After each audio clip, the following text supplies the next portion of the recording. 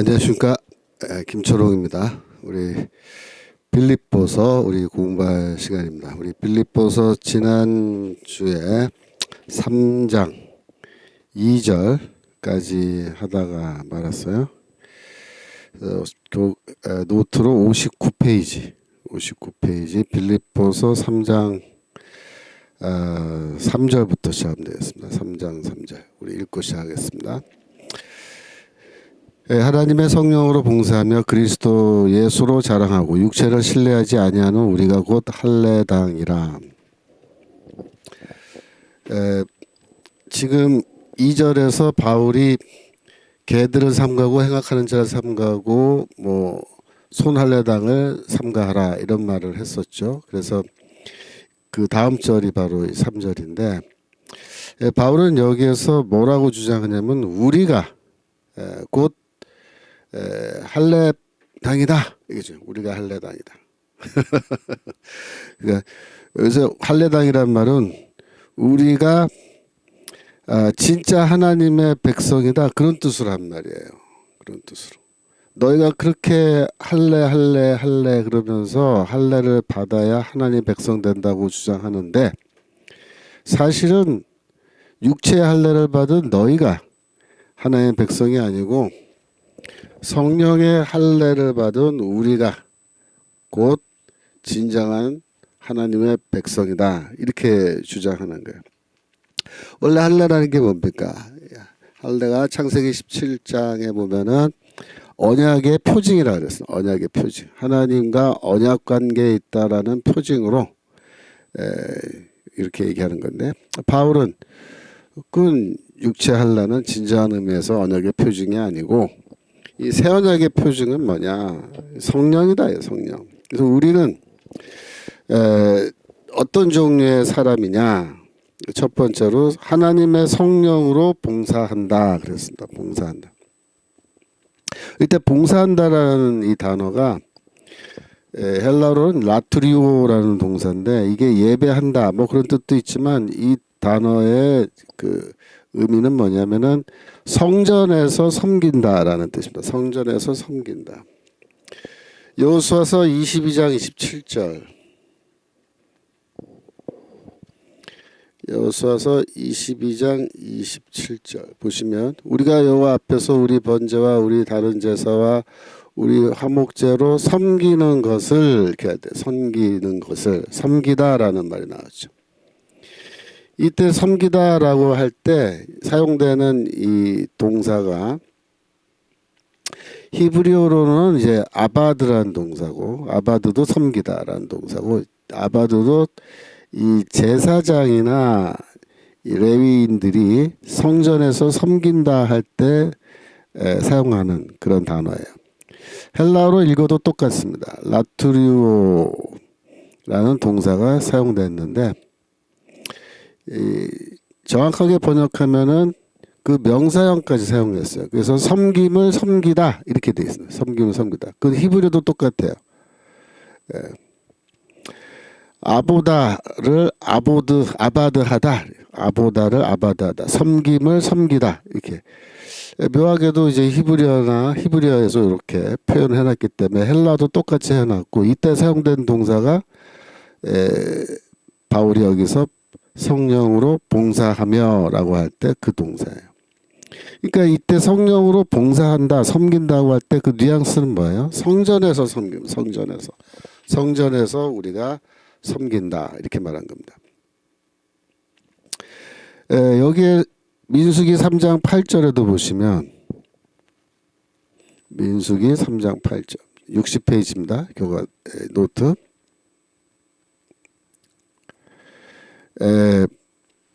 3장 8절 회막의 모든 기구를 맡아 지키며 수직하면은 맡아 지키며 이스라엘 자손의 직무를 위하여 장막에서 시무할지니 시무하다라고 한 요 동사가 똑같은 동사예요.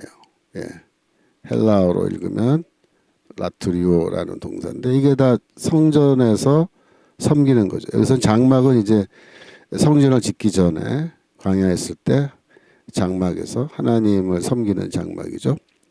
거기서 이제 회막에서 이렇게 하나님을 제사장들이 혹은 레위인들이 섬기는 그 동사를 말한 겁니다.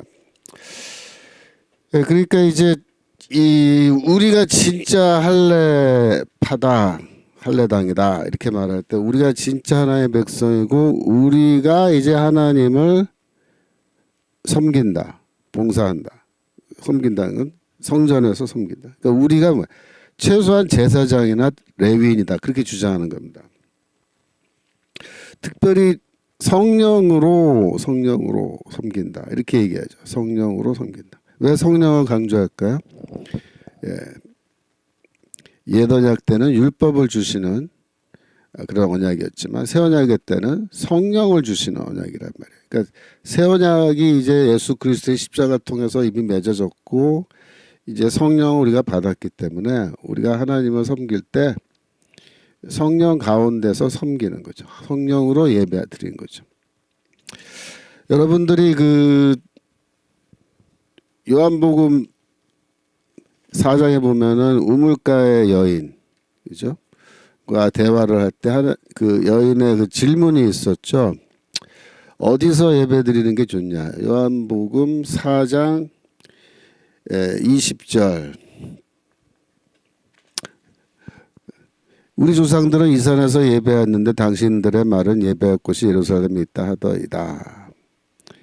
그러니까 이 산과 예루살렘 이렇게 이제 구분을 하는데 그 사마리아인들은 그들의 성전을 이제 따로 갖고 있었죠. 그래서 그리심산이라고 하는 산에 사마리아 성전이 있었고 거기서 예배 드리는 것이 옳다라고 생각하고 거기서 예배 드렸는데요.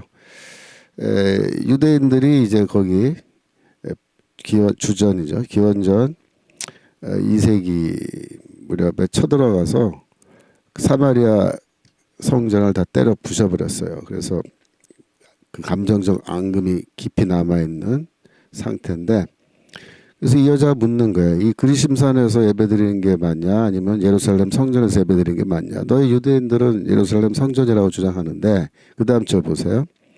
대답하시는데 뭐라고 대답하시면 이 산에서도 말고 예루살렘에서도 말고 너희가 아버지께 예배할 때가 이런다. 그러니까 즉 장소는 중요하지 않다라고 말씀하시면서 22절 좀 더 내려가서 23절 봅시다. 아버지께 참으로 예배하는 자들은 신령과 진정으로 예배할 때가 오나니. 그래서 신령과 진정으로 할 때 성령과 진리로 이런 뜻입니다. 성령과 진리로. 그러니까 장소는 중요하지 않고 성령으로 예배 드리느냐, 그 다음에 그 가운데 예배 가운데 진리가 선포되느냐, 그 두 가지입니다. 성령이 함께 하시고 진리가 선포되면 장소는 중요하지 않다. 그래서 오늘날 우리 예배라는 것이 뭐 장소가 중요하지 않은 거잖아요. 광화문에 가서도 예배드리고 하는 거는 장소는 전혀 중요하지 않다. 중요한 건 뭐예요? 성령의 임재가 있느냐, 그 예배 가운데 진리가 선포되느냐인데요. 바울이 여기서 뭐라 그래요? 성령으로 섬긴다. 혹은 예배한다도 돼요. 성령으로 하나님을 섬기는 건 다 제사 행위를 말한 거니까 성전에서 하나님께 성령으로 예배한다. 그러니까 성령 없는 예배는 그 진정한 예배가 아니거든요. 근데 여기서 이제 바울은 그 얘기를 한 겁니다. 성령을 강조한 겁니다. 고린도후서 3장 3절 보시면 고린도후서 3장 3절 거기에서도 새 언약과 옛 언약을 우리가 바울이 비교한 걸 잘 볼 수 있는데 너희는 우리로 말미암아 나타난 그리스도의 편지니 이는 먹으로 쓴 것이 아니요 오직 살아계신 하나님의 영으로 한 것이며 돌비에 쓴 것이 아니요 오직 육의 신비에 한 것이다. 그러니까 육의 육체의 마음판에 즉 마음에 새긴 것이다. 그렇게 된 거죠. 이거는 새 언약과 옛 언약을 이제 대비한 거죠. 옛 언약은 돌판에 하나님이 율법을 새겨 주신 것. 그때 먹으로 쓴 것이다. 그렇게 이제 돼 있고요. 그다음에 새 언약의 때는 하나님의 그 성령을 우리 마음에다가 주셨기 때문에 우리가 하나님의 성령을 받은 우리가 진정한 하나님의 백성이다 이렇게 말합니다. 6절로 내려가시면 저와 또 우리로 새 언약의 일꾼 되기에 만족하셨으니 의문으로 하지 아니하고 오직 영으로 함이니. 의문은 뭐야? 문자. 새 언약은 문자와는 관련이 없다. 즉 율법과는 관련이 없다. 오직 영으로 함이니. 성령으로 우리는 하나님의 백성 된다. 의문은 죽이는 것이요 영은 살리는 것입니다. 문자는 죽이고 영은 우리를 살린다. 이렇게 되어 있습니다.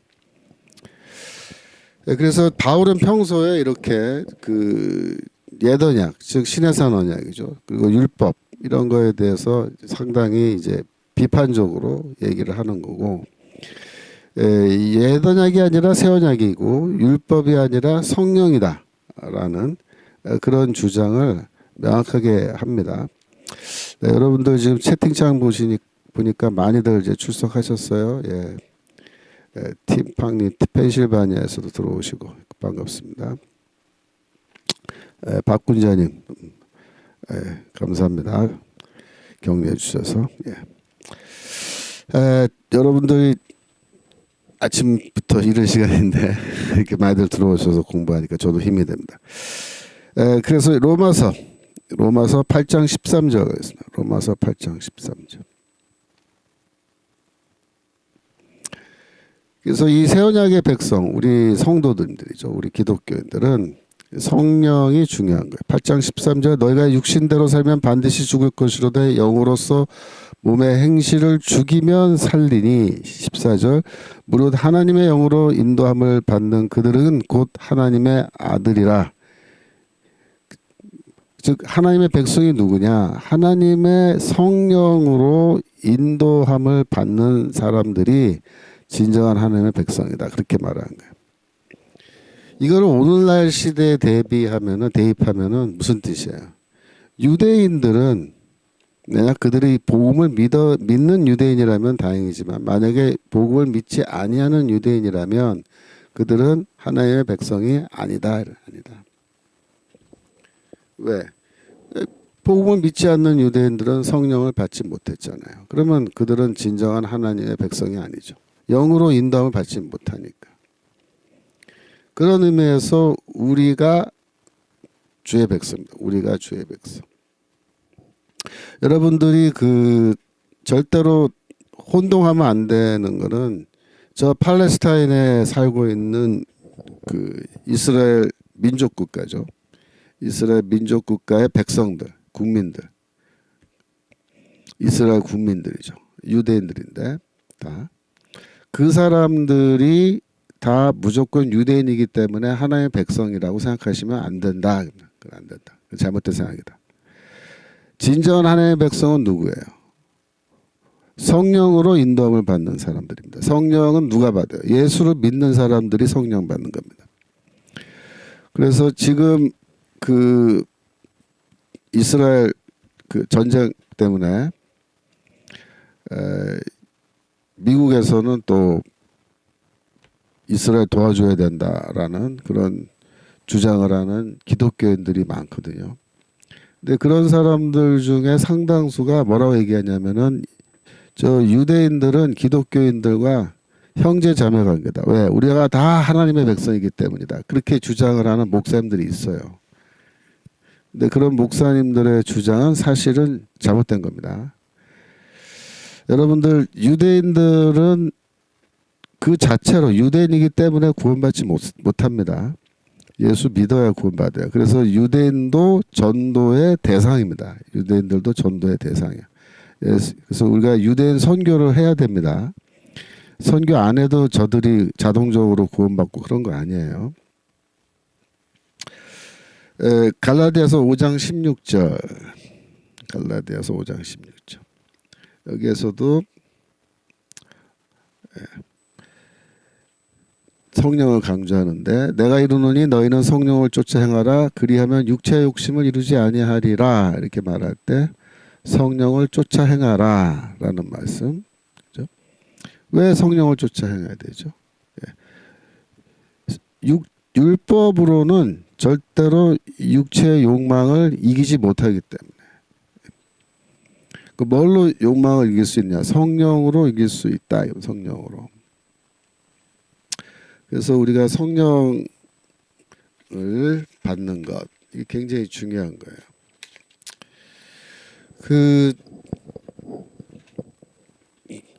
이 성령에 대해서 제가 좀 이따 또 말씀 더 드리겠습니다. 자, 두 번째로 우리는 바울이 뭐라고 얘기하냐면 우리는 그리스도 예수로 자랑한다 이렇게 됐어요. 그리스도 예수로 자랑한다. 근데 여기에서 이제 그 카우카우마이라는 이 헬라어 동사가 사용됐는데 이 카우카우마이 동사는 그 뒤에 전치사 n이 오면요 무슨 뜻이냐면 n 이하를 자랑하다라는 수거예요.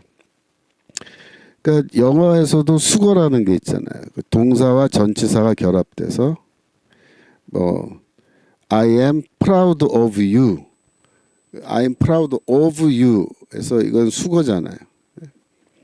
그래서 of가 꼭 있어야 되는 거죠. 전치사 이하를 나는 자랑스럽게 생각한다. I'm proud of you. 난 네가 자랑스럽다. 너를 자랑스럽게 생각한다. 그런 식으로 수거가 있는 것처럼 헬라어도 똑같아요. 수거가 있어요. 그래서 카우카우마의 동사는 그 뒤에 전치사 n이 오면 n 뒤에 나오는 명사를 자랑하다라는 뜻이에요. 그러니까 여기에 카우카우마의 n 다음에 그리스도가 나왔거든요. 그러니까 여기서 번역을 그리스도로 자랑한다라 그러는데 이거는 50점짜리 번역이에요. 더 정확하게 번역하면 우리는 그리스도를 자랑한다. 이렇게 번역해야 돼. 그리스도를 자랑한다. 어떤 때는 그 n이 안 나오고 바로 목적어가 나올 때도 있어요. 그러면 그냥 목적어를 자랑한다. 그렇게 하면 돼요.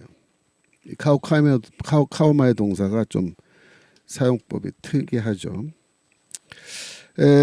바울은 고린도 전서 1장 31절 1장 31절 기록된 바 자랑하는 자는 주 안에서 자랑하라 함과 같게 하렴이라 그런데 여기서 주 안에서 자랑하는 게 아니에요. 이거 수고를 잘 모르고 이렇게 번역해 놓은 거예요. 주를 자랑하라 이렇게 돼요. 왜? n이라는 전치사가 안에서라는 영어의 in이라는 전치사처럼 사용되는데 이때는 안에서가 아니에요. 네. 카우카마의 동사가 여기서 사용됐는데 n 이하에 나오는 명사를 자랑하다라는 뜻이라고요. 그러니까 여기서는 주 자랑하는 자는 주를 자랑하라 그렇게 번역해야 되는데 주 안에서로 번역한 거예요. n이 나오니까. 근데 수거는 그런 식으로 번역하면 안 되거든요. n 이하를 전치사 n 뒤에 나오는 명사를 자랑한다라는 거니까. 그러니까 여기 지금 이렇게 번역해 놓으면요. 자랑하다라는 동사에 목적어가 없는 거예요. 목적어가. 뭐를 자랑하는 거예요. 주 안에서 그러니까 뭐를 자랑하는 거예요. 이게 번역이 틀렸다는 거예요. 주를 자랑하라. 그러니까 이게 참 어떻게 보면은 좀 답답한 거예요. 대한성서공회에서 지금까지 이런 거 하나도 제대로 고치지 않고 이렇게 성경을 계속 출판하는 거예요. 또 고린도서 10장 17절 고린도서 10장 17절 여기서도 자랑하는 자는 주 안에서 자랑하라 이렇게 되어 있죠. 이것도 바로 잡아야 돼. 자랑하는 자는 주를 자랑할지니라 이렇게 해야 돼.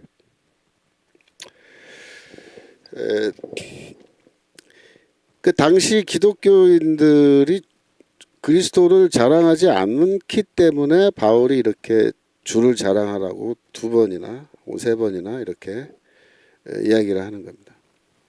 왜 그 당시 기독교인들이 그리스도를 자랑하지 않느냐? 그 이유는 십자가 죽음 때문에 그래. 십자가 죽음. 십자가에서 죽으시지 않았으면 자랑했을 거예요. 근데 하필이면 십자가에서 죽으셨네. 그러니까 십자가에서 죽은 거를 자랑한다는 거는 그 당시 사람들의 상식에는 어긋난 일이거든요. 뭐가 이렇게 자랑스러워요. 십자가에서 못 박혀 죽은 게. 어떻게 보면 인간적인 눈으로 보면 수치스럽다. 수치스럽다. 그러니까 중범죄자였고 또 잔혹한 형벌을 받아서 죽은 거잖아요. 예수가. 그러니까 십자가에서 죽은 예수다 그러면 사람들 머릿속에서는 아유 그거는 중범죄자고 또 유대인의 관점에서는 나무에 달려 죽었으니까 하나님의 저주를 받아 죽은 거네 이렇게 생각하지. 그거 뭐 아유 우리 주님은 십자가에서 죽으셨어요 이렇게 막 자랑을 할 수 있는 그런 자랑거리는 절대로 되지 않는다. 그러니까 할례를 주장하는 이 할례당들은 할례를 자랑하는 거야. 할례를. 할례. 우리는 할례 받았다. 육체 할례를 막 자랑한다. 그 바울이 뭐라 하냐면 아니다. 성령을 자랑해야 되고 사실은 성령 받은 것을 자랑해야 되고 그 다음에 십자가에서 죽은 주님을 우리가 자랑해야 된다. 왜? 그 주를 믿음으로 우리가 성령 받았으니까. 그렇게 얘기한 거예요. 세 번째로 바울은 우리는 육체를 신뢰하지 않는다 이렇게 말합니다. 반대로 뒤집어서 말하면 할례당들은 육체를 신뢰하는 거예요. 그러니까 이 개라고 부르는 사람들, 악을 행하는 자들, 또 지난주 말씀드렸죠. 페리토메가 할례인데 바울이 카타토메라는 말을 쓴다고. 비하하는 말이죠, 사실은. 이 카타토메는 뭐예요? 육체 일부를 절단하는 행위를 말하는 거죠. 이 할례당, 이 개라고 부르는 할례당들은 육체를 신뢰해요. 육체 할례, 눈에 보이는 할례, 그죠? 이런 걸 신뢰한다면 또 율법. 우리는 뭘 신뢰해요? 육체를 신뢰하지 않고 그럼 뭘 신뢰해요? 우리는 눈에 보이지 않는 거를 신뢰하는 거예요. 마음의 할례, 눈에 보여요? 마음의 할례? 성령, 눈에 보여요? 믿음, 눈에 보여요? 안 보이죠. 우리는 안 보이는 걸 믿는 거예요. 그걸 신뢰하는 거예요. 이 사람들은 할례를 자랑하고 육체를 신뢰하지만 우리는 그리스도를 자랑하고 또 그리스도를 신뢰하는 겁니다. 육체를 신뢰하는 것이 어떤 거냐 그러면 바울이 이 밑에서 잘 보여줘요. 왜 그러냐? 바울이 자기 얘기를 하기 시작해요. 자기 얘기를. 4절. 빌립보서 3장 4절. 그러나 나도 육체를 신뢰할 만하니 만일 누구든지 다른 이가 육체를 신뢰할 것이 있는 줄 생각하면 나는 더욱 그러하리니. 너희가 뭐 육체를 신뢰해? 할례 받은 거? 율법 지킨 거? 에? 그거 기준으로 말하면 나는 더 신뢰할 만해. 나는 그런 거 더 철저하게 지킨 사람이야. 그렇게 얘기하는 거예요. 이 사람들과 자기 자신을 비교합니다. 바울이. 어떤 점에서 비교하느냐. 누가 더 율법 잘 지켰느냐. 뭐 이런 거죠. 갈라디아서 1장 13절. 바울이 자기 자신을 자랑하는 얘기죠. 다메섹 경험 이전에 자기 자신. 내가 이전에 유대교에 있을 때, 자 보세요. 이전에 내가 옛날에 이런 뜻이거든요. 유대교에 있을 때. 그러니까 지금은 어디 있다는 거예요. 유대교 안에 있지 않다 이런 뉘앙스입니다. 내가 옛날에 유대교 안에 있을 때예요. 정확하게 번역하면 유대교 안에. 전치사 n이 사용됐어요. 그래서 그때는 장소의 의미예요. 유대교 안에. 행한 일을 너희가 들었거냐. 하나님의 교회를 심히 핍박하여 잔해하고. 그때 왜 하나님의 교회를 심히 핍박하고 잔해해요? 율법에 그렇게 적혀 있으니까. 나 이외에 다른 신을 섬기자 하거든 그들을 다 어떻게 하라 그랬어요? 다 죽이라 그랬어요. 그래서 바울이 교회를 부시고 다니는 거예요. 왜? 이거 이단이라고 생각하니까. 하나님 외에 다른 신을 섬기자고 하면 안 돼요. 근데 예수 그리스도는 십자가에서 못 박혀 죽은 중죄인인데 기독교인들은 그 중죄인을 예배하고 기도하고 찬양하고 하나님으로 섬긴단 말이에요. 그러니까 예수 안 믿는 유대인들의 눈에 볼 때는 이 기독교인들은 무시무시한 이단인 거예요. 그래서 절대로 유대교와 기독교가 같이 할 수 없는 겁니다. 제가 91년도에 유학 가서 그 뉴욕에 있는 유니언 신학교라고, 거기는 굉장히 자유주의 신학교예요. 제가 그런 자유주의 신학교에서 자유주의도 공부해 봤는데, 그 학교에서는 유대교의 구원이 있다고 가르치는 학교입니다. 유대교뿐만 아니라 모든 종교는 다 구원의 길이다, 그렇게 가르치는 학교예요. 무시무시한 학교죠. 교수들 다 그렇게 가르쳐요. 학생들 다 그렇게 믿고. 저는 그냥 자유주의 신학교 한번 맛을 보자. 대체 자유주의가 뭐냐, 말로만 듣던 자유주의 신학, 내가 직접 한번 경험해 보자. 그리고 갔어요. 또 그 학교에서 저한테 장학금을 많이 줬어요. 다른 학교는 나한테 장학금 안 주는데, 나는 뭐 당시에 돈이 없으니까 유학 가는 첫 해인데 뭐 전액 장학금 준다니까, 저도 그래 그럼 한번 가서 자유주의 한번 배워보자. 그러고 갔더니 진짜 무시무시한 거예요. 거기 뭐 말도 못합니다.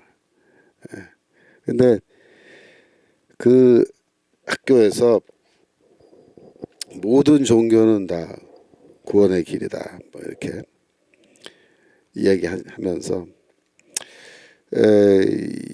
얘기를 하는데, 이 진짜 그 사람들은 정말로 그렇게 믿어요. 모든 종교는 다 하나님께 갈 수 있는 길이라고. 그런데 생각을 해보세요. 성경에 뭐라고 되어 있냐면, 성경에. 제가 그 학교를 졸업하고 석사학위 마치고 이제 정반대로 복음주의 신학교인 플러 신학교로 갔는데, 거기는 뭐 예수 믿는 것 외에는 다른 구원의 길이 없다라고 또 가르치는 학교예요. 미국도 신학교가 여러 가지가 있는데 극과 극이죠, 진짜. 제가 이제 그 학교 가서 공부를 하면서 뭘 공부했냐면, 연구 주제가 뭐였냐면, 대체 기독교라는 종교는 처음 시작은 유대교 안에서 시작을 해요. 왜? 예수가 유대인으로 태어났으니까. 그랬는데 유대교 안에서 기독교가 시작했지만 결국은 유대교와 기독교는 갈라진단 말이야.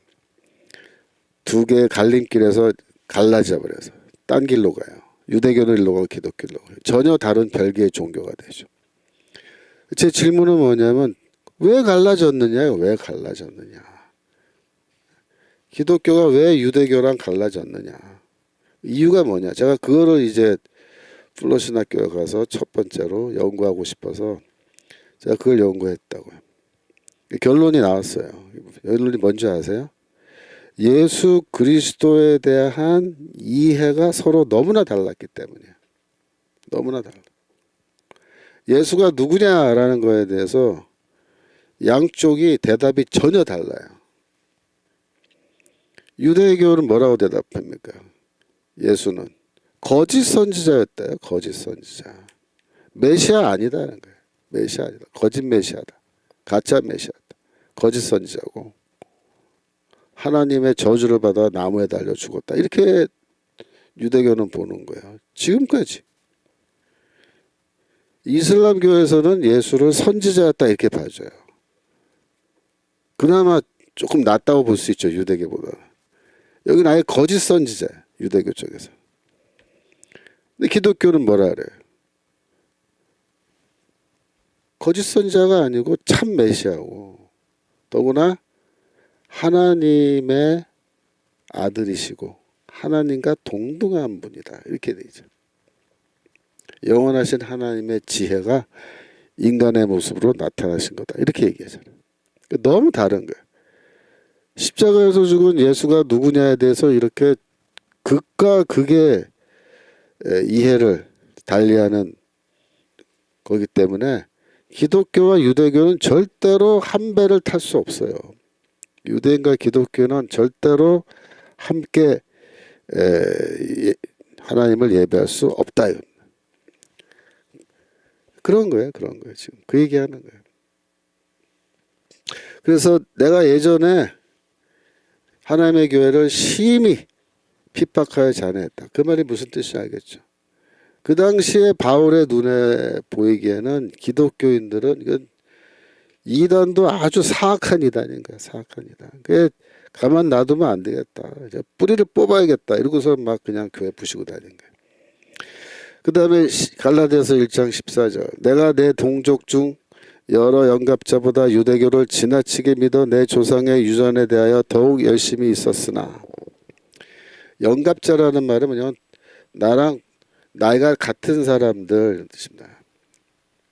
동년배 이러면 동년배. 내 동족 중 내 동년배들과 자기 자신을 비교했을 때 나는 유대교를 어떻게 좀 지나치게 믿어. 지나치게. 예. 그리고 내 조상의 유전이 뭐냐면 이미 돌아가신 유명한 랍비들의 율법 해석을 말한 거예요. 이 랍비들의 특별히 바리새파 랍비들의 율법 해석이죠. 바울이 바리새인이니까. 이 바리새파 랍비들의 율법 해석에 대하여 내가 열심히 있었다.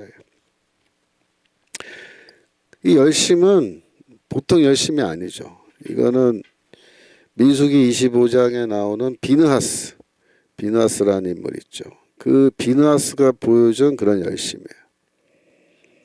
비느하스는 출애굽한 이스라엘이 모압에 도착했을 때 그때 이스라엘 남자들이 모압의 그 우상숭배 제사에 초청받아가서 그 음식을 먹고 모압 여자들과 음행을 하고 그렇게 했을 때 하나님의 진노를 사서 하나님이 전염병으로 그들을 쳐서 막 사람들이 막 죽어가고 있는데 모든 백성들이 회막 앞에 나와서 울면서 하나님께 살려달라고 빌고 있는데 하나님이 그 기도를 듣지 않으세요. 내버려 두신다고. 그때 비느하스라는 사람이 뭘 보냐면 이 제사장의 아들인데 어떤 이스라엘 남자가 이방 여자를 손으로 잡고 텐트 안으로 들어가는 걸 보고 쫓아 들어가서 창으로 찔러 죽였단 말이에요. 두 남녀를. 그때 하나님이 이 비느하스의 행동을 보고 이 연병을 중단시키고 이스라엘 민족을 용서해 주시는데 그때 비느하스가 하나님을 향한 열심을 가지고 들어가서 사실은 살인한 거죠. 그렇지만은 하나님이 그 열심을 보시고 용서해 줘요. 그 속죄 행위로 보고. 그래서 이 열심이라는 것이 뭐냐면은 율법을 지키지 않는 자들에 대해서 폭력을 써서 그들을 징계해서라도 그들을 바로잡아서 제대로 유대교를 지키게 만들어야겠다라고 하는 그런 태도를 말하는 거예요. 내가 그런 열심이 있었다. 바울이 이렇게 얘기한 겁니다. 고린도전서 15장 9절.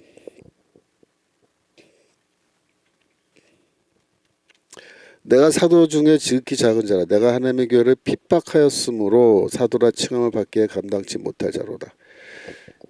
그러니까 다메섹 경험하고 나서 보니까 정신 차리고 보니까 그때 이거 교회 부시고 다닌 게 이게 하나님을 향해서는 진짜 어마어마한 반역 행위에 해당한다라는 걸 뒤늦게 깨달은 거죠. 하지만 다메섹 경험 이전에는 그걸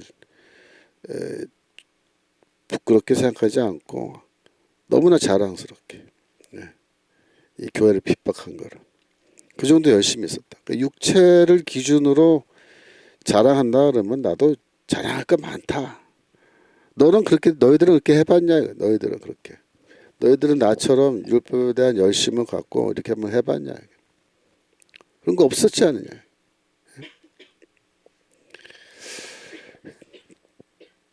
저도 사실 예전에 좌파였잖아요.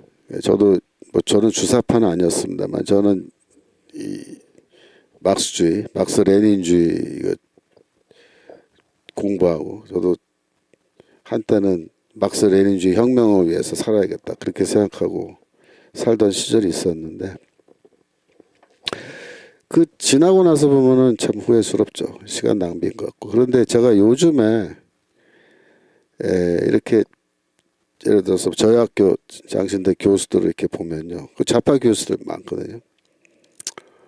근데 그 친구들이 뭐 수업 시간이나 평소에 하는 말들을 들어보면은 참 한심하죠. 근데 그 친구들이 그러면은 솔직히 까놓고 말해서 좌파 노릇탄을 탈 때 저만큼이나 했느냐? 저한테 비교도 안 되죠. 좌파 노릇한 걸로 치면 저는 더 했죠. 더 심하게 했죠. 더 막 나갔죠. 저야말로 진짜. 그런데 제가 지금 와서 그 친구들이 하는 거 이렇게 쳐다보면요, 한심하다고요. 쟤네들이 뭐 좌파 사상을 제대로 알기나 하고 떠드는 건지, 좌파들의 그 이념적 투쟁이 얼만큼 무서운 건지 알고나 저렇게 떠드는 건지 아무 생각 없는 거예요. 아무 생각 없어요. 그러니까 좌파 노릇은 해요. 좌파 노릇하고 말도 그렇게 하고 뭐 신학도 그따위 식으로 하고 막 다 하는데, 까놓고 말해서 좌파들 입장에서 봤을 때 웃기는 겁니다. 걔네들. 제가 그걸 다 해봐서 알아요. 진짜 이 우리나라에 아주 그냥 새빨간 좌파들이 이렇게 보기에는 당신들 그 좌파 교수 아무것도 아니죠. 뭐 무슨 뭐 점수로 치면요 다 F학점 받는 애들이. 근데 자기들은 열심히 좌파 노릇하는 거예요. 열심히 자랑하는 거죠. 그런 똑같은 얘기예요. 지금 바울이 하는 얘기는. 나도 육체를 신뢰할 만하다. 그 얘기가 그 말이야. 나도 옛날에 너희들처럼 그렇게 살았는데 나는 더 심했어. 근데 나 앞에서 그런 말 하지 좀 마, 제발 좀. 이렇게 얘기하는 거예요. 고린도후서 11장 22절. 고린도후서 11장 22절. 저희가 히브리인이냐 나도 그러하며, 저희가 이스라엘이냐 나도 그러하며, 저희가 아브라함이시냐 나도 그러하며. 여기서 이제 거짓 선지자들, 고린도후서의 거짓 사도들과 비교를 하면서 이렇게 말하는 겁니다. 비슷한 그룹인데 거짓 사도라는 사람들이 이제 할례당하냐. 바울이 여기서도 똑같이 그 같은 방식으로 싸워요. 너희가 히브리인이냐? 이거는 이제 언어적 구분입니다. 그러니까 히브리인이냐 아니냐는 유대인이면서 아람어를 사용하는 사람들은 히브리인이라 그래요. 근데 유대인이면서 그러니까 히브리파 유대인이라는 거예요. 히브리파 유대인. 근데 아람어를 쓰지 않고 헬라어를 쓰는 유대인은 헬라파 유대인 이렇게 부르는 거예요. 그러니까 여기서 너희가 히브리인이냐 그 말은 언어적으로 너희가 아람어를 사용하는 사람이냐. 나도 그렇다. 나도 그렇다. 너희들이 이스라엘이냐. 혈통적으로. 나도 그렇다. 아브라함의 시냐. 나도 그렇다. 그래서 이 거의 동일한 그룹인데 이 사람들하고 싸울 때는 바울이 이런 식으로 써요. 옛날에 자기 자신의 모습. 그죠? 그걸 놓고 비교하면서 난 더 했어, 이 놈들아. 이렇게 얘기합니다. 그 다음에 빌립보서 3장 5절 갑니다.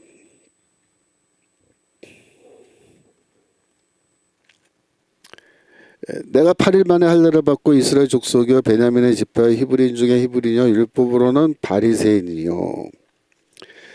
내가 8일 만에 할례를 받았다. 그거는 뭐 바울의 부모가 할례를 죽은 거죠. 부모가.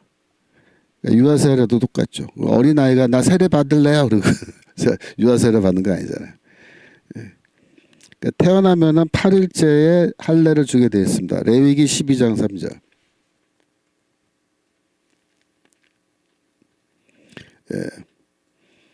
지금도 채팅창에 많은 분들 지금 들어오고 계신데 포항 흥해 오기 이용수님 반갑습니다.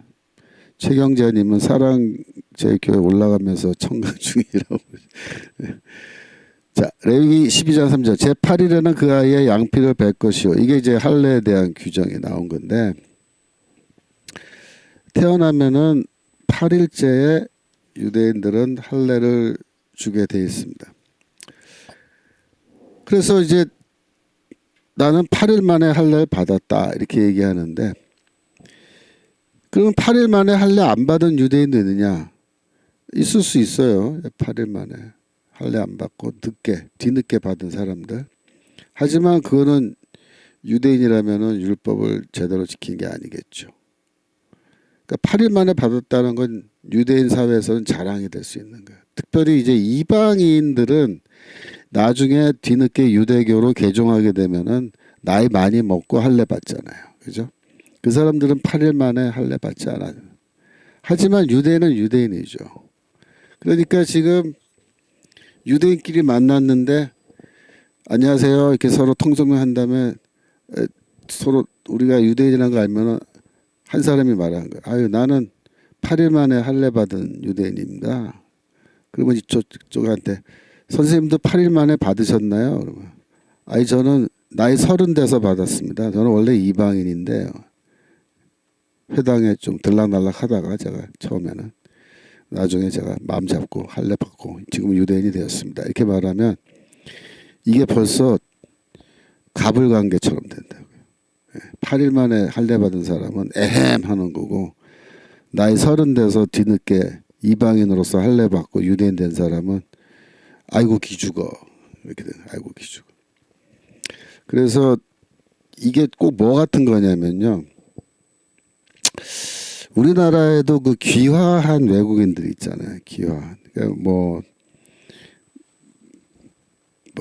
저기 동남아시아에 살다가 거기서 태어나서 살다가 우리나라로 이제 와서 완전 귀화해서 대한민국 국적을 취득해서 대한민국 여권을 갖고 있지만은 원래 대한민국에서 태어나지 않은 그런 분들도 있잖아요. 근데 우리가 그런 분들 대할 때 대한민국 국민으로 완전히 받아들여요. 그 참 쉽지 않죠. 솔직히 말해서. 자, 계속해서 외국인으로 보게 되죠. 똑같은 거예요. 그 당시 유대교에서도.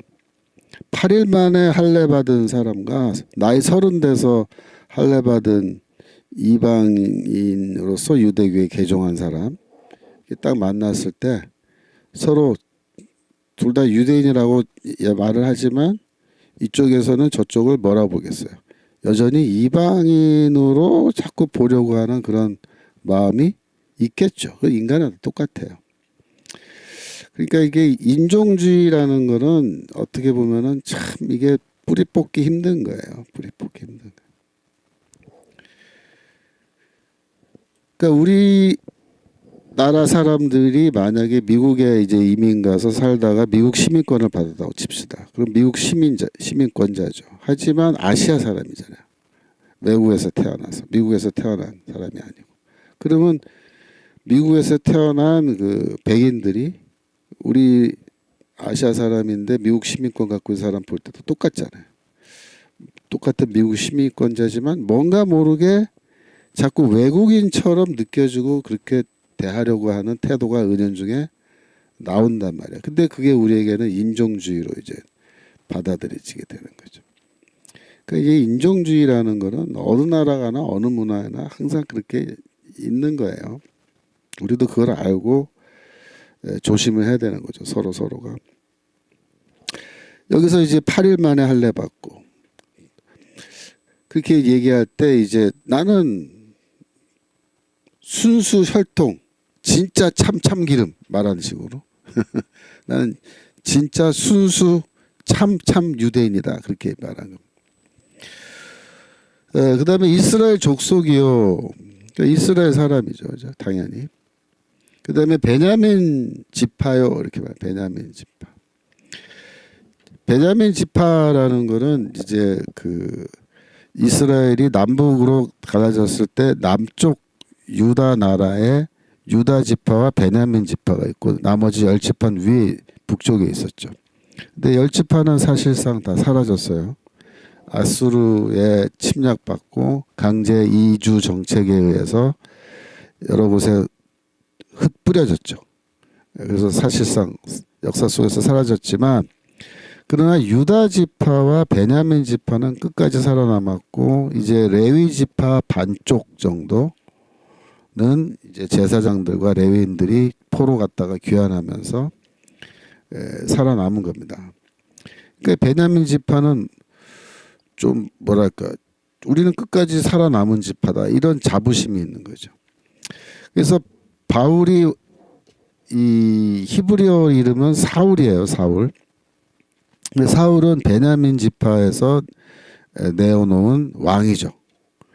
그러니까 이제 바울의 부모가 애를 낳는데 이름을 히브리어 이름을 사울로 지어줬을 때는 베냐민 지파의 어떤 그 자부심을 가지고 야 너는 사울이야 이렇게 이름을 붙여준 거죠.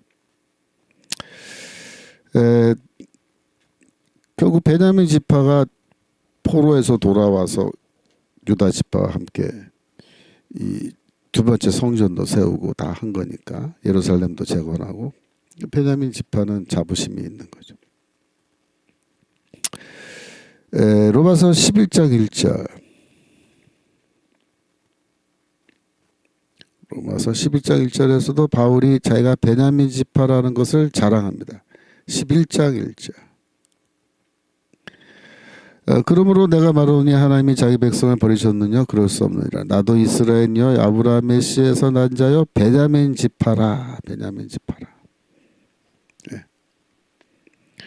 하나님이 자기의 백성을 버렸느냐 그렇지 않다. 근데 이런 말을 또 읽고 이런 말 때문에 봐라 유대인들을 다 구원받지 않느냐 이렇게 또 말씀하신 분들 간혹 있는데 그렇지 않아요.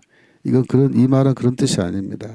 여러분들이 로마서 쭉 읽어보시면 무슨 말이냐면 여전히 유대인들 가운데에서도 계속해서 구원받는 자가 그러니까 복음을 믿고 구원받는 자가 나오고 있다 그 얘기하는 거예요.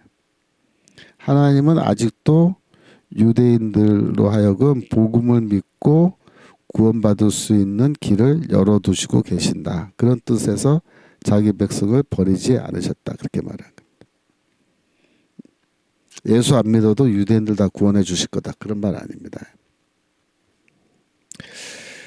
그 다음에 히브리인 중에 히브리인이요 이렇게 말합니다. 히브리인 중에 히브리인이요. 아까 말씀드린 것처럼 히브리인이라는 이런 표현은 언어를 기준으로 해서 유대인들을 구분하는 겁니다. 그 사람이 사용하는 언어가 아람어이면 히브리파 유대인이다 이렇게 말하는 거죠. 물론 이제 우리가 그 1세기 당시에 예수 그리스도와 바울이 활동하던 그 당시에 유대 사회에서 아람어만 썼느냐 히브리어를 실제로 사용한 사람들도 있지 않았겠느냐. 그런데 학자들이 이제 많이 연구를 해봤는데 대부분의 학자들은 아람어를 썼다라고 이렇게 보고 있는 겁니다. 왜냐하면 그 당시에 이제 기록이라든가 이런 증거를 봤을 때 아람어를 사용했던 건 맞는 것 같고요. 히브리어를 실제 생활에서 사용하는 유대인들이 있었다라고 주장하는 학자들도 일부 있긴 있어요. 그 사람들이 제시하는 증거도 일부 있는데 이렇게 많지는 않죠. 그런 증거가. 그래서 우리가 그냥 편하게 얘기할 때는 그 당시에는 아람어를 썼다 이렇게 말합니다. 왜? 이 포로로 잡혀간 다음에 돌아오면서 언어적인 변화가 일어난 겁니다. 생각을 해보세요. 우리나라 사람인데 만약에 뭐 예를 들어서 조선시대 때 청나라에 끌려갔다. 포로로 잡혀가서. 그래서 70년 살면요. 두 세대가 살다가 이미 죽고 세 번째 세대가 돌아온 겁니다. 3세대가. 그럼 세대가 세 번 바뀌면요. 이 언어적으로 중국말 하겠죠. 그죠? 중국말로. 청나라 잡혀갔어. 그렇게 된다고요. 그러니까 언어를 잃어버리고 그 당시 아람어는 원래 시리아어거든요. 시리아어인데 이제 바벨론에서도 시리아어를 이제 결국 쓰게 된 거는 시리아어가 그 당시에는 국제어입니다. 국제어. 오늘날의 영어처럼 국제 언어로 이렇게 통용되는 거예요. 시리아어를 할 줄 알면은 그 시대에는 어느 곳에 가서도 다 말이 통하는. 그러니까 아람어를 이스라엘 사람들도 사용하게 된 거고 돌아와서도 아람어 쓰는 거예요. 아람어. 아람어는 히브리어랑 상당히 비슷합니다. 비슷해요. 비슷해. 그리고 이제 동사라든가 이런 거 단어가 비슷한 말이 많아요. 그러니까 히브리어를 배운 사람이 아람어를 배우는 거는 좀 쉬워요. 하지만 문법적으로는 좀 차이점이 또 많이 있는 언어이기도 해요. 여하튼 그래서 이제 히브리인 중에 히브리인이요라는 말을 할 때 그 앞에 전치사가 에크라는 전치사가 가운데 쓰였어요. 그래서 에크는 영어로 말하면 out of란 뜻이에요.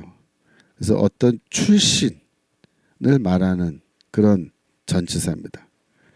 그러니까 나는 아람어를 말하는 사람들에게서 태어난 그런 뜻입니다. 태어나서 나도 아람어를 말하는 히브리파 사람이다. 이렇게 말하는 거예요. 이 말은 무슨 말이냐면 나의 부모도 아람어를 모국어로 하는 사람이다. 그런 말입니다. 그러니까 히브리인 중에 히브리인이요라 할 때 중에라고 번역이 됐는데 그게 출생과 출신을 나타내는 거예요. 그러니까 나의 부모도 아람어를 말하는 유대인인데 그들에게서 태어나서 나도 모국어가 아람어가 모국어인 그런 사람이다. 이렇게 말한 겁니다. 여러분들이 바울이 다소에서 태어났잖아요. 다소는 그 터키 반도 남쪽에 있는 도시거든요. 길리기아의 수도입니다. 길리기아 성에. 그러니까 다소에서 태어났으니까 당연히 바울의 그 모국어가 헬라어일 거다. 그렇게들 생각 많이들 하시는데 그거는 그렇지 않아요. 왜냐? 사도행전 21장 40절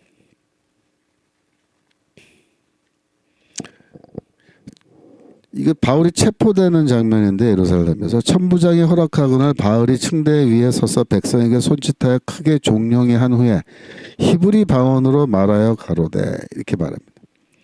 그러니까 바울이 여기서 연설을 하는 거거든요. 연설하는데 히브리 방언이란 말은 아람어란 말이에요. 아람어. 아람어로 연설을 해요. 그러니까 바울이 아람어로 할 수 있었다는 것은 분명하죠. 근데 사도행전 26장 14절 26장 14절 26장은 바울이 다메섹 경험을 회상하는 장면인데 26장 14절 하늘에서 소리가 나요. 우리가 다 땅에 엎드려지며 내가 소리를 들으니 그 다음 말이 중요해. 히브리 방언으로 이르되 사울아 사울아 내가 어찌하여 나를 핍박하느냐 이렇게 말해. 그러니까 하늘에서 그리스도께서 혹은 하나님께서 이제 말씀하시는 건데 히브리 방언으로 하나님이 혹은 그리스도가 말씀하고 계신다. 생각을 해보세요. 제가 사실 언어적으로 말하면 물론 저도 한국말이 이제 모국어인데 제가 미국에서 16년 살았기 때문에 제가 영어도 꽤 하거든요. 제가 영어로 텔레비 나오는 방송 이런 거 웬만한 거 다 듣죠. 듣고 다 알아듣고 저 자신 의사 표현 영어로 웬만큼 하고 물론 제가 한국 가서 오래돼서 이제 영어가 옛날만 못하겠습니다만 제가 중국어도 하거든요. 중국어도 제가 중국 선교사 가려고 옛날부터 공부해서 지금도 제가 중국 학생들 줌으로 이제 강의해 주는데 제가 중국어 그 통역 세워놓고 강의를 해요. 물론. 근데 제가 통역이 제 말을 잘못 통역하면요. 제가 그걸 바로 잡아줘요. 제가 그 정도는 할 수 알아듣거든요. 중국어. 중국어 성경 다 중국어로 읽고 이제 일본어도 좀 합니다. 제가 일본어도 오랫동안 공부해서 요새 그 일본 영화를 제가 한번 이렇게 보니까 어려운 말은 제가 다 못 알아듣는데 웬만한 쉬운 말들 웬만한 거 다 알아들어요. 지하쇼 닌하오 야기님 중국말로 바로 채팅창에 올렸는데 지하쇼 닌하오 니하오가 아니고 닌하오는 니는 이제 또 존칭어죠. 반갑습니다. 중국말을 잘하신 분이 계시네 야기님. 네, 맞습니다. 그래서 근데 예를 들어서 이제 제가 여러 가지 언어를 한다고 하더라도 제가 이제 환상을 보거나 그죠? 직접 계시를 받는데 곤니치와도 나왔어요. 예, 하여튼 일본어 아니 제가 천재는 아니고요. 예, 레아 TV님은 동경에서 지금 저기 제 수업 들으시죠? 예. 제가 한번 일본 갈 기회가 있으면 한번 뵐까 하는데 발음 정확하다. 제가 중국어로 얘기하면은 중국 사람이 저 한국 사람이 모르죠. 저도 발음은 저도 잘합니다. 중국어 발음 읽을 때. 여하튼 근데 이제 그 문제가 뭐냐면은 제가 환상을 보거나 직접 계시를 받을 때 하나님께서 저에게 말씀하실 때 그러면 제가 중국어 좀 한다고 저한테 중국말로 하시겠어요? 아니면 일본어로 하시겠어요? 예? 아니죠. 저한테 한국말로 하시죠. 영어로 하시지도 않을 거예요. 왜?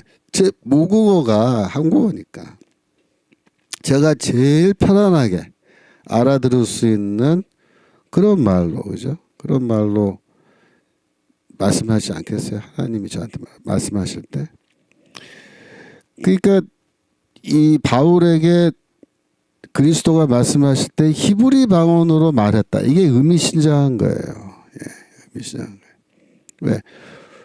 그 바울이 제일 편안한 언어가 아람어란 뜻이거든요. 아람어. 그러니까 아람어가 바울의 모국어라는 거는 거의 확실합니다. 특별히 여기 히브리인 중에 히브리인이요라는 이 표현은 나 아람어를 말하는 유대인인데 아람어를 말하는 부모로부터 태어나서 나도 그렇게 한다. 이렇게 말한 거거든요. 아이고 지금 채팅창에 난리가 났습니다. 듣고사랑님 교수님 신학생들 성지 여행으로 한번 갑시다. 예, 뭐 기회 되면 가죠. 지난번에 저희 학교에서 갈 때 안 그래도 청교도 신학원 출신 분들 세 분이 저랑 같이 갔다 왔어요. 세 분이 아주 재밌었습니다. 다음에 또 기회 있으면 제가 또 말씀드릴게요. 그 광주에서도 수업 들으시는 분 계시네요. 야, 하여튼 뭐 전 세계에서 다들 잘 들으시고 좋습니다. 세미정님은 그 광주가 중국의 광주인가 봐요. 근데 중국에서 유튜브 이렇게 자유롭게 들으실 수 있는 거 다행입니다. 제가 알기로 제가 중국 신학생들은 유튜브 그 기독교 이쪽으로 물론 중국어로 된 거 접근하는 게 정부에서 다 막아서 못 한다고 들었는데 다행입니다. 자, 다시 돌아와서 그래서 바울은 다소에서 태어났지만 모국어가 헬라어가 아니고 아람어다. 이거는 무슨 뜻일까요? 무슨 뜻일까요? 그건 무슨 뜻이냐면 여러 가지 가능성이 있어요. 만약에 부모가 바울이 태어난 다음에 곧바로 얼마 안 돼서 어린 나이에 예루살렘으로 보내서 거기서 자라게 하고 가말리엘이라고 하는 당대 최고의 바리새 랍비 밑에서 교육받게 했다면, 그죠? 그러면 예루살렘으로 어린 나이에 왔으면 여기서 언어적으로 그죠? 아람어를 더 쉽게 배우고 익숙하게 할 수 있었겠죠. 아니면 부모가 그 다소에서 바울을 어린 나이에 키우면서도 계속해서 아람어 교육을 철저하게 시켜서 집에서 얘가 헬라어보다 아람어를 먼저 배워버리면 이게 모국어가 아람어가 될 수 있거든요. 저도 딸이 하나 있는데 제 딸을 미국에서 낳았어요. 유학생활 중에. 근데 얘를 어렸을 때부터 집에서만 우리 부모가 키우는데 한국말로 의도적으로 한국말을 잘하게 만들려고 한국말만 썼어요. 그리고 영어는 물론 이제 조금씩 이렇게 접하긴 했지만 우리가 영어를 쓰지 않으니까 실생활에서 얘가 이제 영어를 처음 접한 거는 거의 프리스쿨이랍니다. 프리스쿨. 우리말로 하면 유치원에 해당하는데 유치원을 이제 미국 유치원에 어차피 이제 보낼 수밖에 없으니까 보냈더니 언어가 확 바뀐 거예요. 얘가. 그러니까 굉장히 당황했죠 처음에. 하지만 거기에 적응해서 이제 쭉 프리스쿨 때부터 킨더가든 해가지고 이제 엘레멘터리 스쿨 초등학교 가서 계속 영어 쓰니까 지금은 영어를 더 잘하죠. 하지만은 얘가 우리한테서 한국말 배운 게 그게 무서워요. 왜냐하면 얘가 지금도 한국 드라마를 보거든요. 근데 미국에서 지금 살고 있는데 한국 드라마를 다 보고 깔깔대고 웃고 뭐 저기 뭐 한국 예능 프로그램 이거 다 보고 이해하거든요. 한국말로. 거의 한국 사람이죠. 근데 영어도 뭐 직장 가면 영어로 다 저기 일하고 그죠? 뭐 대학원까지 나왔으니까 미국에서. 그러니까 완전히 바이링구얼이라 그러죠. 두 가지 언어를 자연스럽게 하는 편인데 근데 이제 얘가 또 편하라는 언어가 뭐냐 그게 좀 애매하죠. 근데 바울의 경우는 나는 분명히 아람어가 내 모국어다 이렇게 되는 겁니다. 그것도 자부심이 있는 거예요. 왜냐하면 이제 그건 뭐냐면은 유대인끼리 만났는데 아람어를 자유스럽게 막 이렇게 하고 더구나 바울은 이제 랍비 교육에 해당하는 그런 교육 다 받았기 때문에 히브리어 성경 다 줄줄줄줄 거의 암기하다시피 다 알고 있단 말이에요. 그러니까 이제 급이 틀린 거죠. 바울 같은 사람. 히브리어 다 능통하게 읽고 이해하고 성경 그죠? 그다음에 아람어도 뭐 모국어로 다 하고 그러면서 뭐예요? 헬라어도 잘하는 거예요. 바울이. 그러니까 바울이 이 서신을 썼는데 이 헬라어로 다 썼잖아요. 그러면 이 헬라어를 구사하는 바울의 언어적 능력은 어느 정도느냐? 뛰어났다. 아주 뛰어났다. 그래서 예수를 안 믿는 이 고전학자라 그래요. 그게 클래식 헬라어로 기록된 고전 문학들 연구하는 학자들이 있어요. 근데 그런 사람들이 이제 바울의 서신을 로마서나 이런 거 뭐든지 읽었을 때 이거 헬라 형편없네 이런 게 아니고 헬라 꽤 잘 썼는데 이렇게 그 정도 수준이라고요. 그러니까 바울이 언어적으로 뛰어났죠. 그 다음에 율법으로는 바리새인이요 이렇게 말해요. 율법으로는 이만 무슨 말이냐면 율법을 해석하고 율법을 지킬 때는 바리새파 랍비들의 율법 해석을 따라서 율법을 지킨다 그런 뜻입니다. 그러니까 이 바울은 본인도 바리새인이지만 아버지도 바리새인이었어요. 사도행전 22장 3절.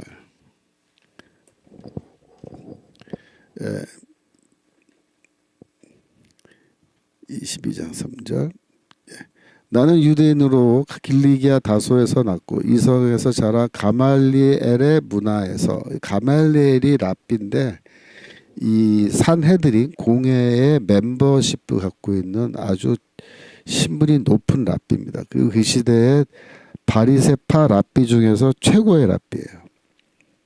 우리 조상들의 율법에 엄한 교훈을 받았고 그러니까 가말리엘의 제자입니다. 그러니까 바울도 보통 사람은 아닌 거예요. 당대 최고 랍비 밑에서 공부하는 바리새인이니까. 사도행전 23장 6절. 사도행전 사도행전 23장 6절.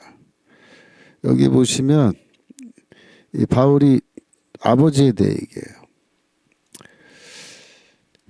형제들아 나는 바리새인이요 또 바리새인의 아들이라 이렇게 말이죠. 그러니까 아버지가 바리새인이었어요. 그러니까 바울은 어렸을 때부터 아버지에게서 언어적으로도 아람어 교육 받은 거고, 두 번째로 이 바리새파 랍비 중에 최고의 랍비에게 가서 배우게끔 아버지가 학비를 다 댄 겁니다.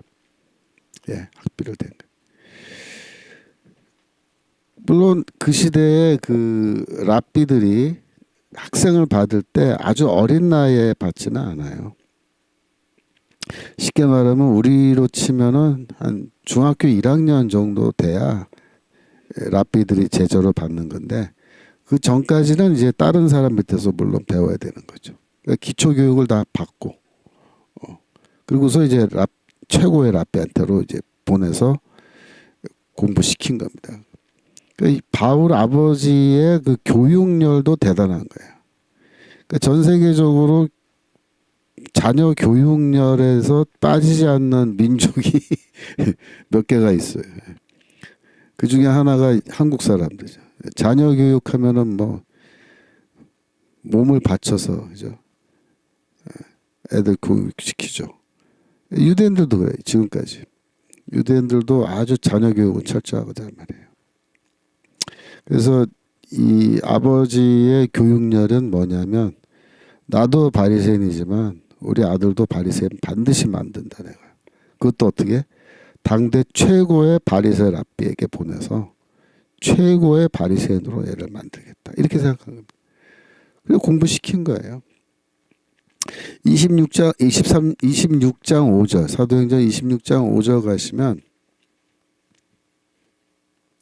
일찍부터 나를 알았으니 저희가 증거하려 하면 내가 우리 종교의 가장 엄한 파를 쫓아, 그러니까 바리새파가 가장 엄격하게 율법을 지키는 하나의 분파다. 바울이 이렇게 얘기합니다. 바리새인의 생활을 하였다. 바리새인의 생활을 하였다. 그러니까 자기는 거의 평생 바리새인으로 산 거예요. 그러니까 율법을 해석하는데 랍비들이 해석을 해주거든요. 그래서 랍비들의 해석에 따라서 그 지침이 생긴다고요. 율법을 지키는 지침. 무슨 말이냐면, 안식일을 거룩하게 지키라라는 하나님의 명령이 있죠. 율법에 있는데, 어떻게 하는 것이 안식일을 거룩하게 지키지 않는 것이고 어떻게 하는 것이 안식일을 거룩하게 지키는 거냐라는 구체적인 적용 지침은 율법책에 없어요. 읽어보세요. 창세기부터 신명기까지 어떻게 하는 것이 구체적으로 안식일을 거룩하게 지키는 거냐. 적용 지침이 구체적으로는 없다고. 근데 그 구체적인 지침은 누가 만들어줘요? 랍비들이 만들어준다. 예를 들어서 오늘날에 이제 핸드폰을 안식일에 핸드폰 사용해도 되느냐 이거예요. SNS 글 쓰는 거 안식일에 써도 되느냐, 이런 문제가 발생하죠. 유대인들에게는. 그러면 랍비들한테 가서 물어야 돼요. 안식일에 SNS를 쓰는 것은, 사용하는 것은, 읽거나 쓰는 것이 안식일 율법을 어기는 거 아닙니까? 그러면 이제 대답을 해주는 거예요.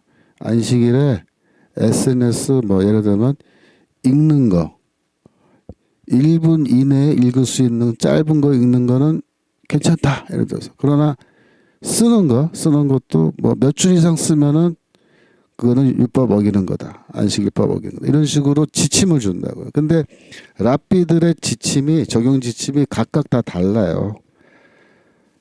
그러면 누구의 말이 맞느냐? 그 당대에 가장 권위 있는 랍비의 적용 지침이 정답인 거예요. 근데 내가 이제 바리새인이잖아요. 그러면은 나 같은 경우에는 바리새 랍비들 중에서 가장 권위 있는 랍비의 적용 지침이 정답인 거예요. 바리새가 아닌 비바리새 랍비들의 가르침은 아예 나는 듣지도 않는 거예요. 관심도 없는 거예요. 왜? 나는 바리새인이니까. 바리새인은 뭐가 바리새인이냐? 바리새 랍비들의 율법 해석과 그들의 실제 삶의 적용 지침을 따르고 지키는 사람이 바리새인이에요. 아시겠죠? 율법으로는 바리새인이요. 그 말이에요.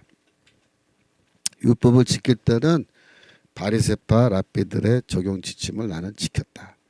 그러면 비바리새파와 바리새파들 랍비 중에서 누구의 적용 지침이 더 엄격할까요?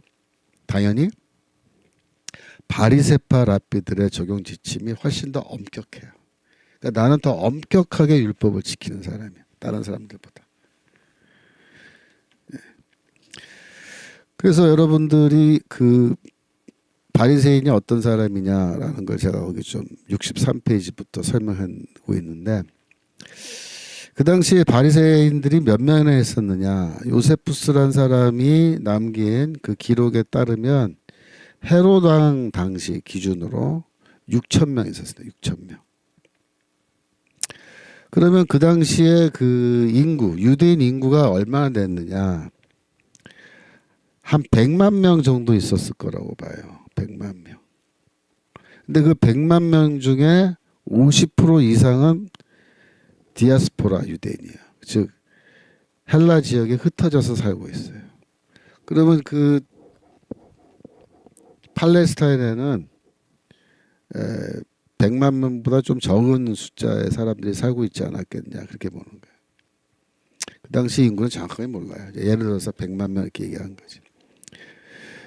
근데 예를 들어서 뭐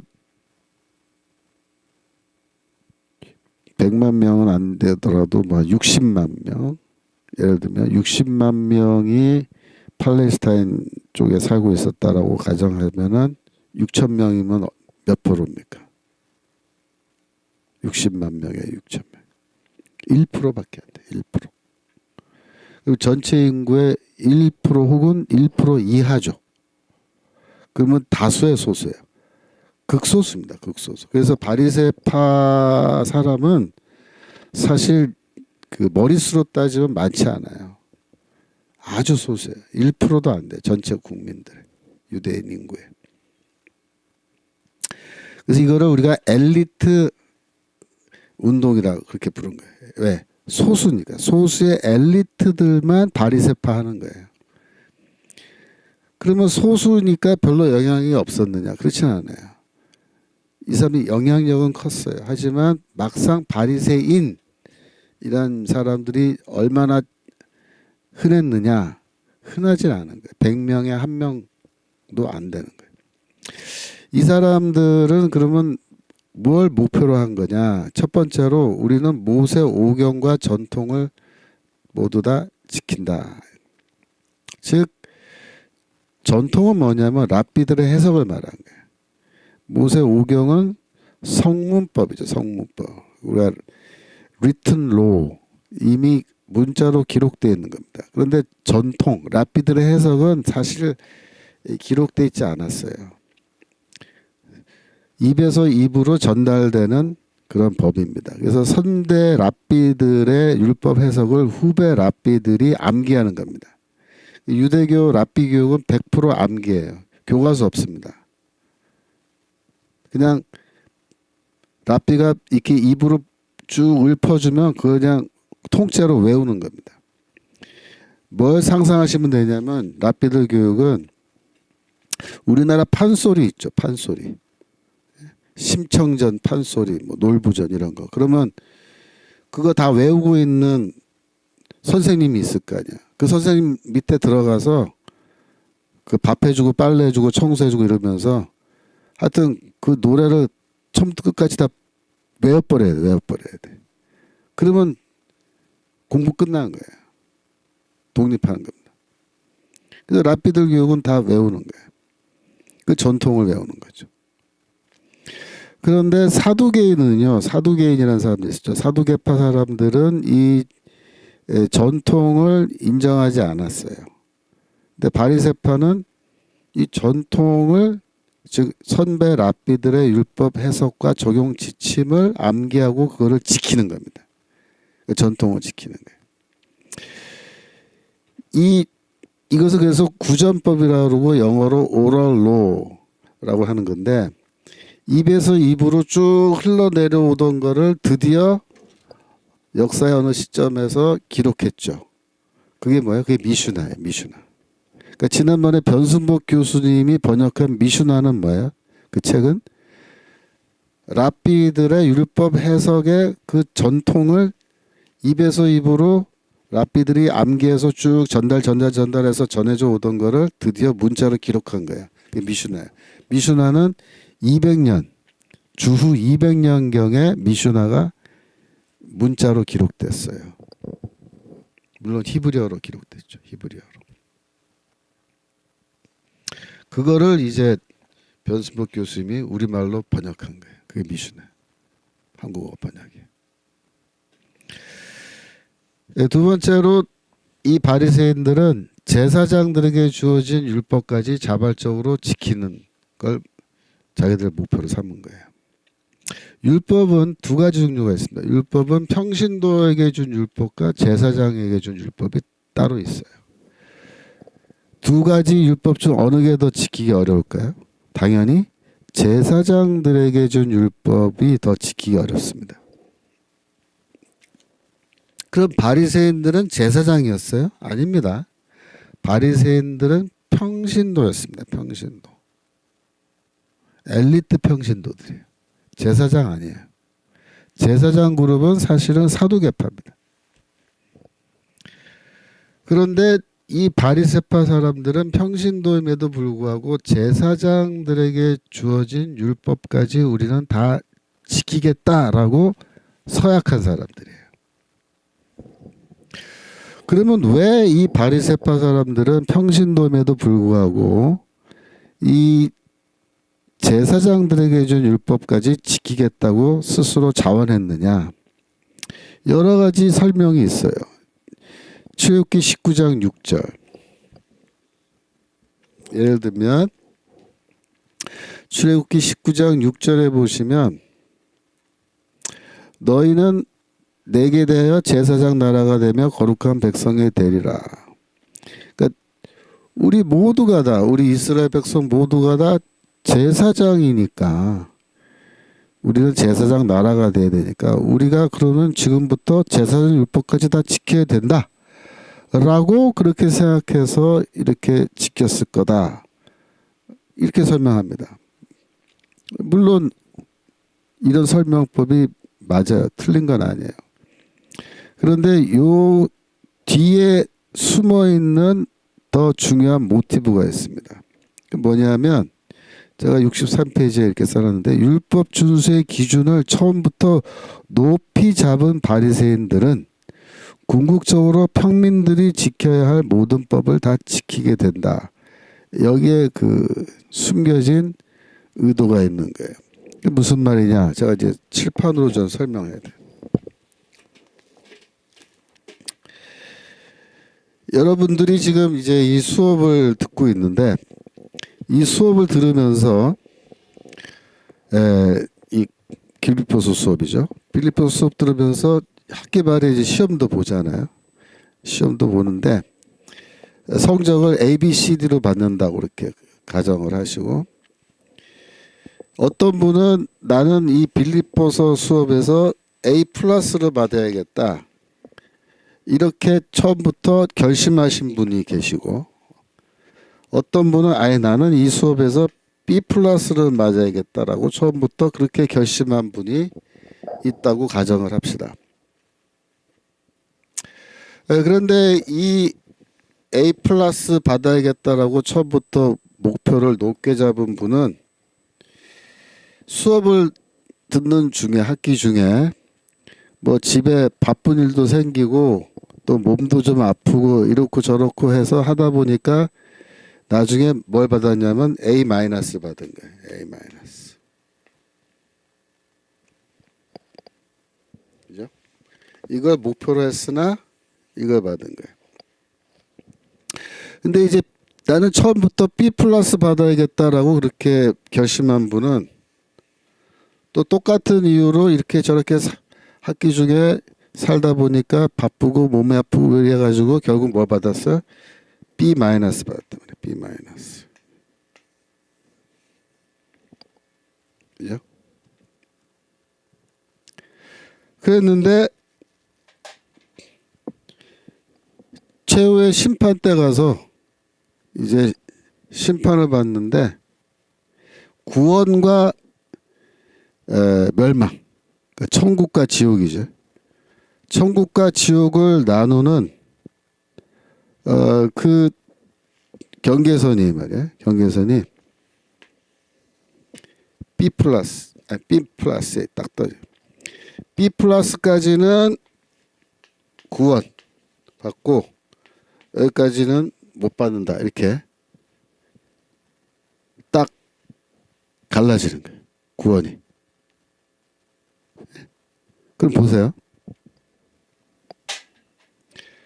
이 사람은 B 플러스를 처음부터 목표로 했죠. B 플러스 받으면 구원 받을 수 있는 거야. 근데 어떻게 하다가 살다가 보니까 B 마이너스 받았네. 그럼 구원 못 받는 거야. 근데 이 사람은 처음부터 목표를 B 플러스 잡은 게 아니라 A 플러스를 목표로 했어요. 그래서 열심히 하다 보니까 조금 부족하긴 했죠. A 마이너스 받았죠. 하지만 커트라인 B 플러스라는 커트라인을 넘어선 거예요. 그러니까 바리새인은 어떤 사람이냐면 처음부터 B 플러스 받아야겠다. 이게 목표가 아니고 나는 A 플러스 받아야겠다. 이렇게 목표를 높게 잡는 거예요. 아까 제사장 율법까지 지킨다 그랬죠. 그러니까 유대인인데 나는 평신도인데 나는 평신도 율법을 다 지켜야겠다라고 생각하면요. 어떻게 돼요? 결국 평신도 율법을 다 못 지켜요. B 마이너스가 된다고. 그런데 나는 평신도지만 제사장 율법까지 다 지켜야겠다라고 이렇게 목표를 잡잖아요. 그러면 제사장 율법을 다 지키려고 하다가 조금 모자라서 제사장 율법은 다 못 지키죠. 조금. 그렇지만 평신도 율법은 어떻게 돼요? 100% 다 지키게 되는 거예요. 평신도 율법은.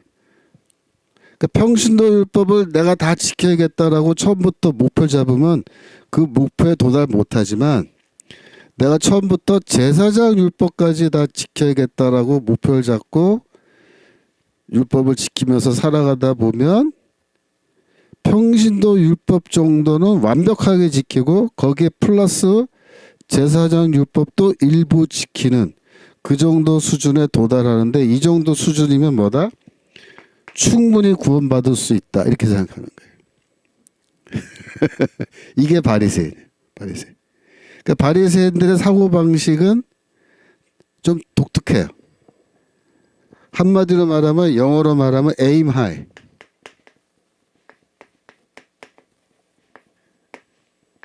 뭐야? 목표를 높게 설정하라 이거예요. 높은 곳에 관역을 목표 지점을 설정하라 그 얘기죠. aim high.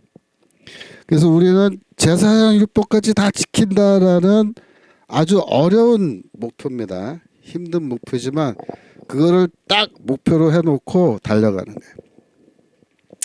그러면서 율법을 지키면은 평신도 율법은 100% 다 지키는 거예요. 자기들은 평신도니까. 그러니까 바울이 빌립보서 좀 이따 나옵니다. 나는 율법의 그 의로는 흠잡을 데가 없다. 이렇게 주장해요. 나는 율법 다 지켰다. 이렇게 말해요. 그러니까 이거를 우리가 과장법이다. 그렇게 많이들 생각하는데 실제로 이 과장법이 아니고 정말로 그렇습니다. 미리 한번 볼까요? 빌립보서 3장 6절. 빌립보서 3장 6절. 예. 3장 6절 보시면 예.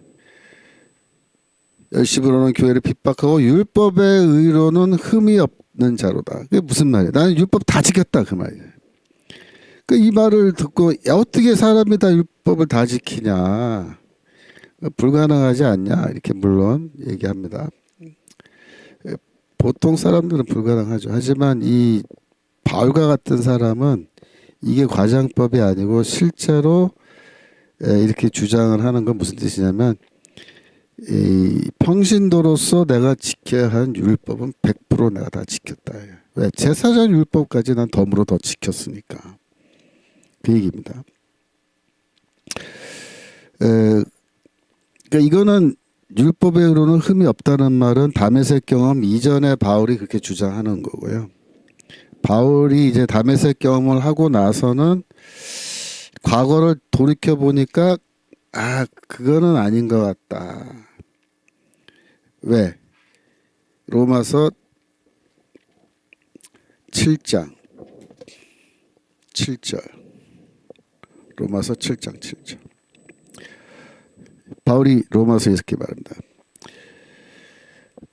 율법으로 말미암지 않고는 내가 죄를 알지